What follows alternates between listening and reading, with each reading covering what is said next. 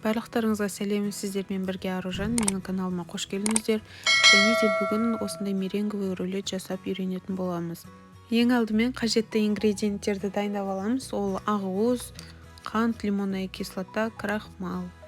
Меренговый рулеттің толық рецептісін описаниеда қалдыратын боламын.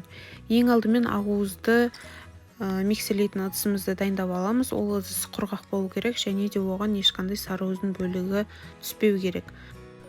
Ақуызымызды өйстіп ағарғанша миксерлеп аламыз, және де ағарып бастаған сәттен бастап қантымызды 3 бөлікке бөліп қосатын боламыз.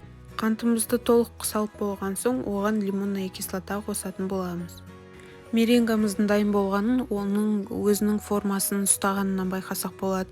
Яғни меренганы взбивать еткен ыдысымызды төңкерген кезде одан ақпау керек. Ол қою болып өзінің формасын ұстап тұру керек. Егер де ол ұстайтын болса, яғни меренгамыз дайын деген сөз. Біздің меренгамыз дайын болды, және де келесі кезекте кукурузный крахмал қосатын боламыз. Крахмалды қосқаннан кейін 15-20 секунд миксерлесеңіз жеткілікті. Меренговый рулеттің қамыры дайын болды. Енді келесі кезекте меренганы салатын ыдысты дайындайтын боламыз. Противеньға пергаментная бумага төсеп, бағанағы дайын болған қамырымызды толықтай салып алып, бетін тегістеп шығамыз. Қамырымызды жайғастырып болғасын 150 градуста қызып тұрған пешке 25-30 минутқа салып, сарғайғанша пісіріп аламыз. Қамырымыз дайын болды.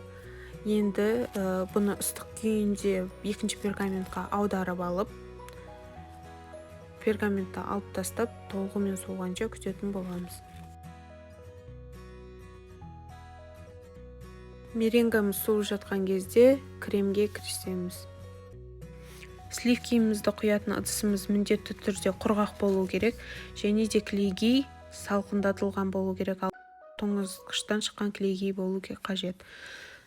Кілегейіміз кішкене қоюланған сәтте алдымен сахарный пудрамызды, одан кейін творожный сырымызды салып миксерлеп алатын боламыз. Дайын болған креміміз біркелкі және де қою өзінің формасын ұстайтындай болу қажет. Осындай консистенцияға жетсеңіз, яғни креміңіз дайын.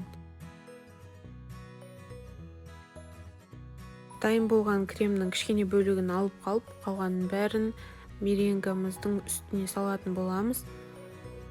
Креміміз дайын болған соң видеода көрсетілгендей етіп меренгамызды орайтын боламыз.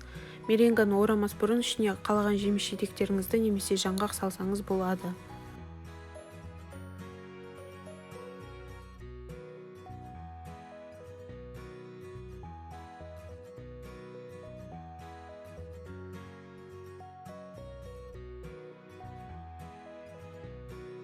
Кішкене алып қалған кремімізді осындай насадкамен әдемілеп жағып шықсаңыздар болады. Меренгам әдемі болу үшін мен сонымен қатар малинамен әсемдеген болатын. Ол міндетті емес, өздеріңіздің қалауларыңызға қарай. Міне рулетіміз толықтай дайын болды. Дайын болған рулетті тоңазытқышқа жарты сағаттай салып қойсаңыздар жеткілікті, одан кейін жей берсеңіздер болады. Дәмі өте дәмді, ауызда ериді. Міндетті түрде жасап көруге кеңес етемін. Видеоның соңына дейін қарасаңыздар, міндетті түрде тіркеліп лайк басуды ұмытпаңыздар. Көңіл бөлгендеріңізге рахмет, сау болыңыздар.